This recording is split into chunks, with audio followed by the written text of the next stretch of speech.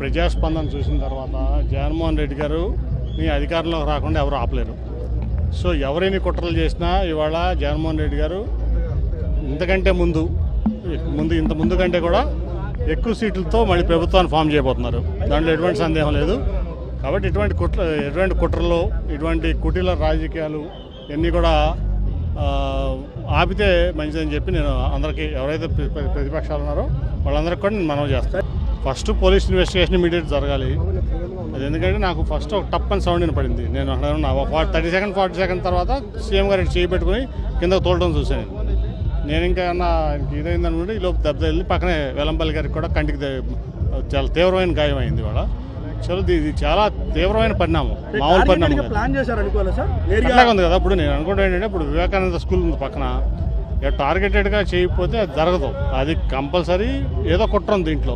లోకేష్ 600 మందిని హైర్ చేసుకుని ఒక 4 ఏళ్ళ నుంచి ఇదే పనిలో ఉన్నాడు. సోషల్ మీడియాలోనే బతుకుతున్నాడు అతను. కాబట్టి అతను సోషల్ మీడియాలో ఇటువంటి పనులు చేపిస్తాడు, ఎవరి మీద చేపిస్తాను అలవాటు పడిపోయాడు అతను. సో ఇటువంటి దుష్ప్రచారాలు ఇటువంటివన్నీ చేయడం అతనికి అలవాటైపోయింది లోకేష్ అనే వ్యక్తికి. ఇది ఖచ్చితంగా కూడా ఇమీడియట్గా చాలా తీవ్రంగా పరిణమించి మేము ఇక్కడే కాదు, ఢిల్లీలో కూడా ఎలక్షన్ కమిషన్ మేము దాన్ని రిప్రజెంట్ చేస్తాం. ఆయన ప్రజాదరణ, జగన్మోహన్ రెడ్డి గారి ప్రజాదరణ వాళ్ళు ఎవరు కూడా తట్టుకోలేకపోతున్నారు. ఎస్పెషల్లీ విజయవాడలో తట్టుకోలేక ఈ ఓర్వలేక చేసినటువంటి పని ఇది. దాంట్లో ఎవరైతే ఉన్నారో దోషులను బయట